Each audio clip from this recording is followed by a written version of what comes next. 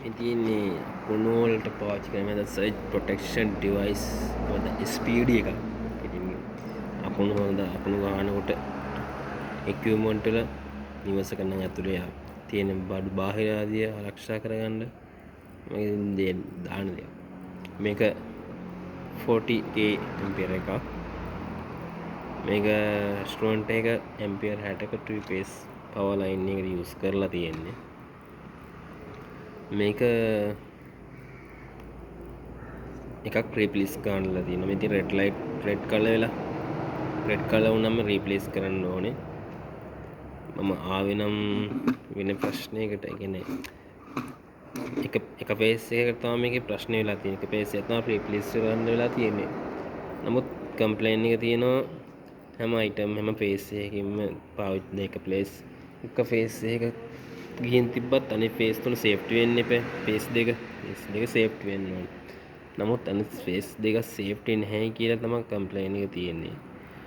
ඇත්තටම එක්කෙනෙක් චෙක් කරලා කියලා තියෙනවා අර්ත් එක මදි ඇති අර්ත් එක චෙක් කරන්න වෙයි කියලා. ඒ මම අර්ත් එක බලුවා අර්ත් එක කිසි ප්‍රශ්නයක් නැහැ. කිසිම අවුලක් නැහැ අර්ත් එකත් හොඳයි. එහෙනම් මොකද්ද ප්‍රශ්නේ මේ ස්පීඩ් එක අනිත් ෆේස් දෙකේ මුකුත් වෙලත් නැත්තම් රෙඩ් කලර් වෙලත් නැත්තම් මොකද්ද ඇත්තටම මොකද්ද ප්‍රශ්නේ? ඇයි මේ දෙක සේෆ්ටි නැත්තේ? හරි සේෆ්ටි නැත්තේ මෙන්න මේක හේතුව. මේ තියෙන කේබල් ටයි එකක් දාලා මේක තිබුණ විදියමයි මේ කේබල් ටයි එකක් දාලා දෙන්න මේ කේබල් ටයි ගලවලා බලමු මොකද වෙන්නේ කියලා. මෙන්න සෙපරේට් කෑලි හතරක් තමයි මේකට දාලා තියෙන්නේ. එතකොට ඉතින් මේක බ්‍රිජ් වෙලා නැහැ. සෙපරේට් කෑලි හතරක් තියෙනවා. සෙපරේට් විදියට කියන්නේ මේ විදියට තිබුණේ. සෙපරේට් කෑලි හතරක් තමයි තියෙන්නේ. එතන හරි සෙපරේට් කෑලි හතරක් දාලා මෙයානේ රීප්ලේස් කරන්න දා තියෙන්නේ. මේක පේස් තුන උඩින් දීලා මේ පැත්තට නියුට්‍රල් එක දීලා අර්ත් එක දීලා තිබ්බ මෙතෙන්ට. එතකොට මෙයා අර්ත් වෙන්නේ එහෙම නැත්නම් ග්‍රවුන්ඩ් වෙන්නේ මේ පේස් එක විතරයි.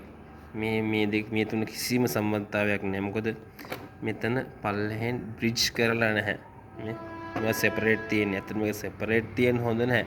මේව සෙපරේට් දානවා නම් අඩු ගන්න මෙයා බස් බාරයෙන් හරි වයර් කෑල්ලෙන් හරි ලුක් කරන්න ඕනේ. බ්‍රිජ් කරන්න ඕනේ. එහෙම දෙයක් නේද දාලා නැහැ. මේක ඇත්තටම හරි වැරදි. මේව කරන්න එපා කවුරුත්. මේක සිංගල් කෑලි දාන්න එපා. මම නම් රෙකමන්ඩ් කරන්නේ මේක 4way එකක් දාලා මේ බ්‍රිජ් කරපු එකක් දාලා වැඩේ කරන්න කියලා. මේ විදිහ සිංගල් කෑලි දාලා පාවිච්චි කරන්න එපා. ඇත්තටම මෙච්චර කාලයක් මේ ඉක්විප්මන්ට් පිච් අකුණු වල ඉක්විප්මන්ට් පිච් සේෆ්ටි වෙලා නැත්තේ අන්නේ හේතු නිසා. මේ ෆේස් එක විතරයි සේෆ්ටි වෙන්නේ. මොකද මේ ෆේස් එකට විතරයි අර්ත් එක දීලා තියෙන්නේ. ඒ නිසා මෙයා සේෆ්ටි. මෙයා රීප්ලේස් කරන්න වුණත් මෙයාලා සේෆ්ටි නැහැ. මොකද මේ අර්ත් එක මෙයාකට සම්බන්ධ නැහැ.